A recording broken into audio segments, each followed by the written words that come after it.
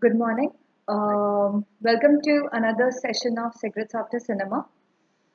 We are here to do Dekalog 3. We did 1 and 2 earlier, and 6 we have already completed. Again, something about Dekalog. Dekalog is a series, the best 10 hours you'll ever spend in your life. This is what Dekalog is. Okay, Yes. it is by Krzysztof Shishlovsky. Shishlovsky, and it's just amazing. So, We the haven't. commandment that we are going to talk about is Remember the Sabbath day. Keep it holy. And it talks about the sanctity of time and place. yes. Yeah. Decalogue 3 is about. Uh, it's about a family on Christmas Eve. Uh, Something I would like to talk about Decalogue series just before we start.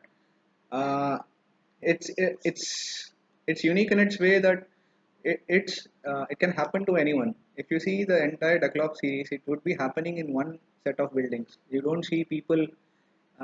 You know, it's not a different place, a different time. It's the same place. You can even remember things from the previous Decalogues you have watched.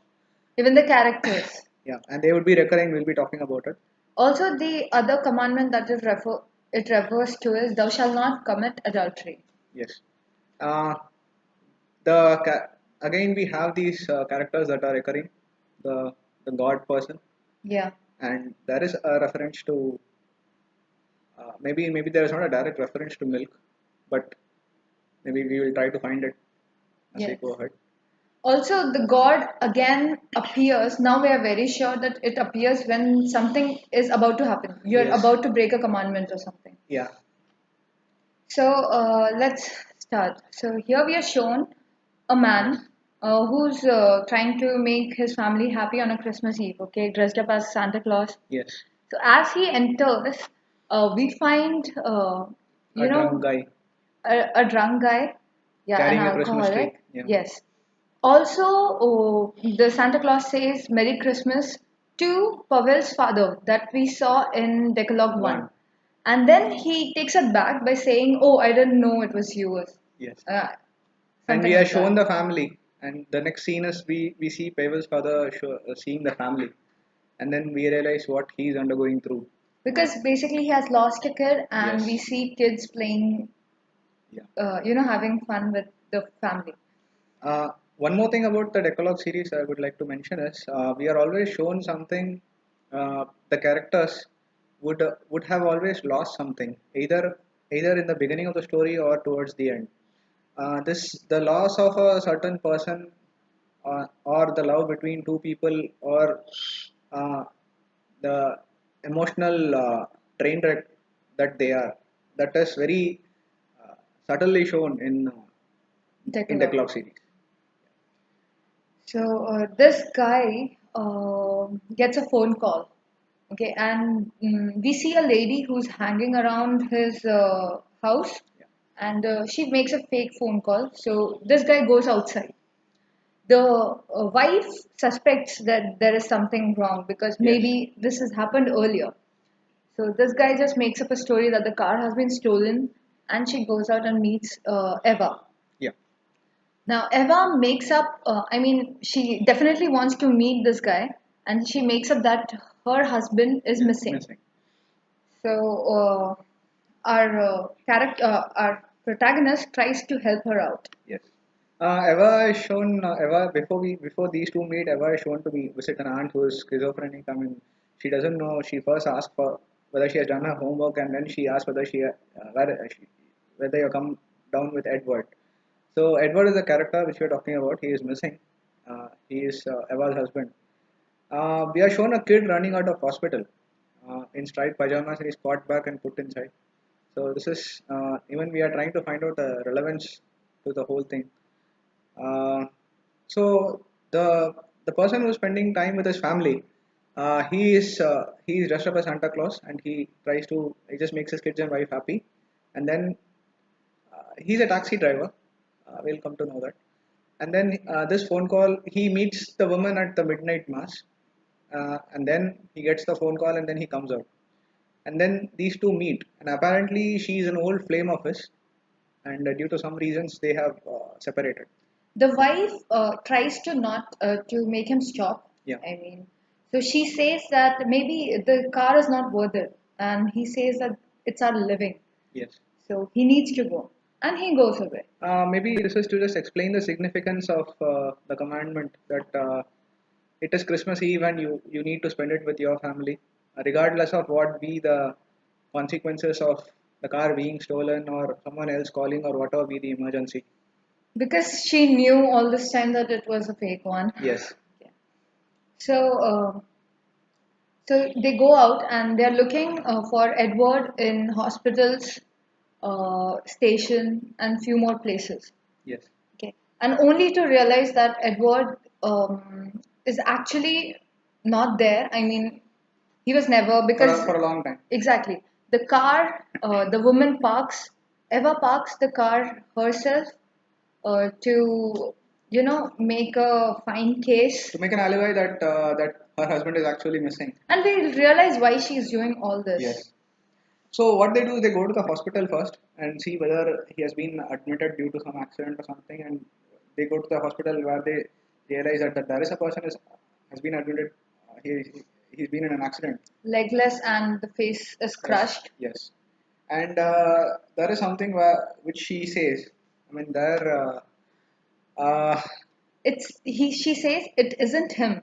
yes, I wish it were him or you. because there is no difference between the both of you. Yeah, and I wish, like, I always imagine you being in an accident Yes. and, dying horribly. And by this time, Eva is unwittingly, I mean, she's dropping clues that, I mean, Garrus, his name is Garrus. Garrus seems to realize that she is up to something, but he doesn't openly reveal it because once he noticed the car that was parked there, it didn't have any snow on it. So he seems to have already caught that something is fishy.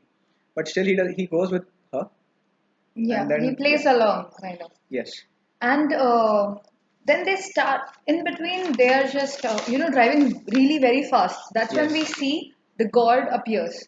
Okay, like you're about to do something wrong or something. yes, So she keeps on insisting that he drives faster and so that they meet an accident or something because she hates her life completely and yes, she would rather die with him yeah. than be alone. Mm, But they stop and she takes him home. Okay, yeah. she makes her room ready as if a man is Man lives living there. there. Yeah. But our guy, Garrus, finds it out when he goes to Use the washroom. use the washroom. He sees that the blade it doesn't cut well, so it means it hasn't been used in Yes. years.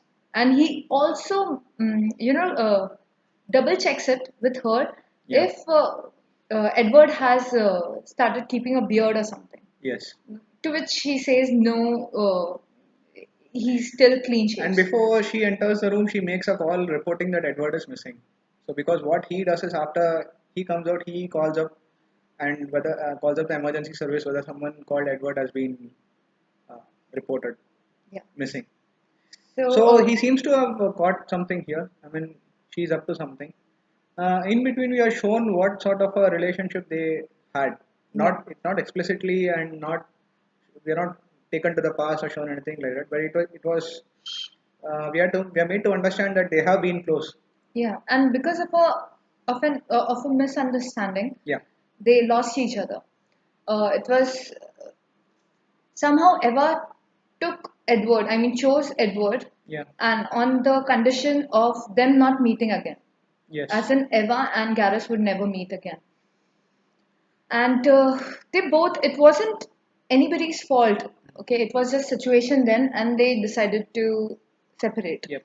And somewhere Eva does blame him for everything, Hmm. but So you know, this is about the call. yeah, yeah, Yes. So Gareth has, I mean, Eva blames Gareth that he has made a call some 3 years back, which may have led to some friction between Edward and Eva. But this call, when they go home, they talk to each other, and Gareth says that no, I didn't make that call, and I used to love you, and I would never do such a thing. Yeah. Uh, So so it's been 3 years since then, yes, and now we are taking. They have a moment where they're yeah, about to give up and come really close, intimate, yes. but then fortunately, the bell ranks and kids come dressed up as This is another. Bible This is like another characters. reference to the commandment, perhaps, "Thou shalt not commit adultery." When God has His own ways of telling people that you're going to do something wrong.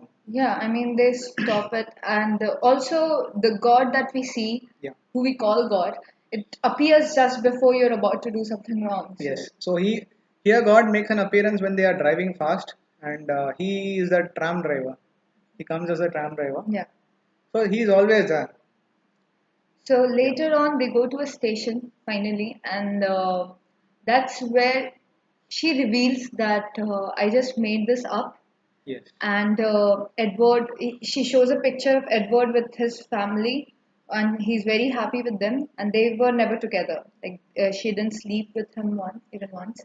Here we are shown that there are cameras which move according to people movement, but it has not been. It is unmanned. So the girl who skates. Yeah, So Edward, even if he had been there, they wouldn't know. So before they part, before Edward and Eva part, sorry, Gareth and Eva part, she asked him to come to the railway station, and they have a word there with the station master that whether have you seen Edward there. After which she reveals that, she has been just faking it all along, just to spend some time with Gareth. yeah, To which she says, there is a reference here to on the Christmas Eve, when she's alone, so she's obviously feeling the loneliness. On Christmas Eve, you people spend time with their families with their curtains drawn.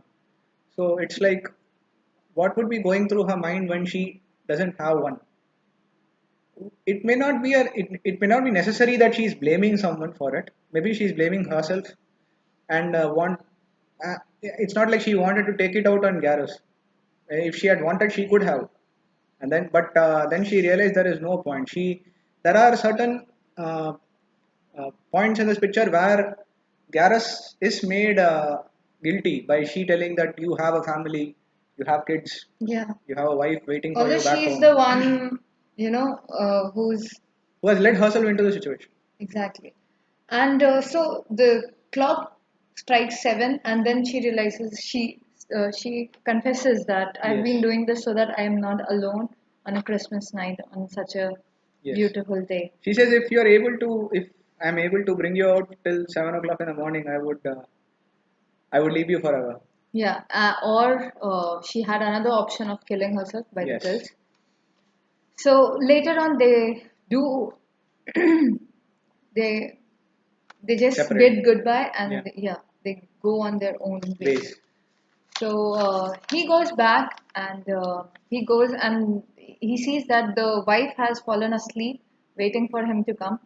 The wife already knows that there was no Stolen stolen car. car, and she says that it wasn't that ever. Yeah. And then she also asks if this is going to happen every evening, to which he says no.